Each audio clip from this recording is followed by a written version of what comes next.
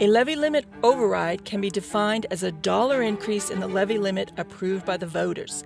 That is, the voters approve a dollar increase in the levy limit established by the law. The levy limit override has three distinguishing features.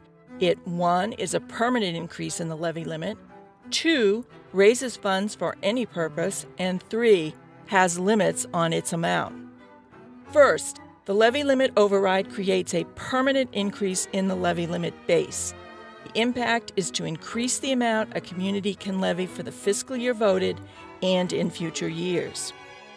To illustrate, let us say that our levy limit for this year is $100 million. The voters approve an override of $1 million. The community can now levy $101 million this year.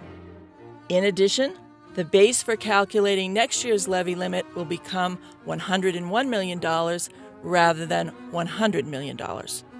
The reason is, as we said before, the override is an increase in the levy limit itself, and it is the levy limit that is the base for future years' calculations. The second feature of the levy limit override is that it can be used to generate additional funds for any municipal expenditure.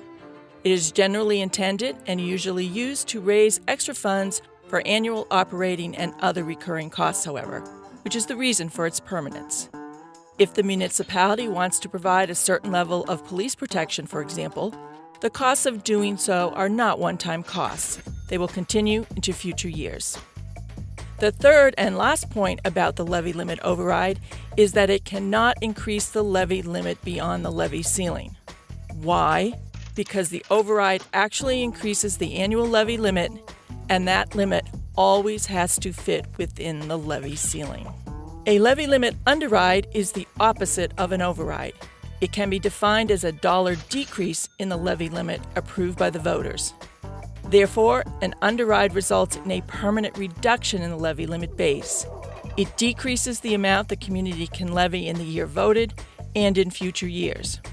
For example, the levy limit for this year is $100 million. If the voters approve an underride of $1 million, the community can only levy $99 million this year. In addition, the base for calculating next year's levy limit is now $99 million rather than $100 million.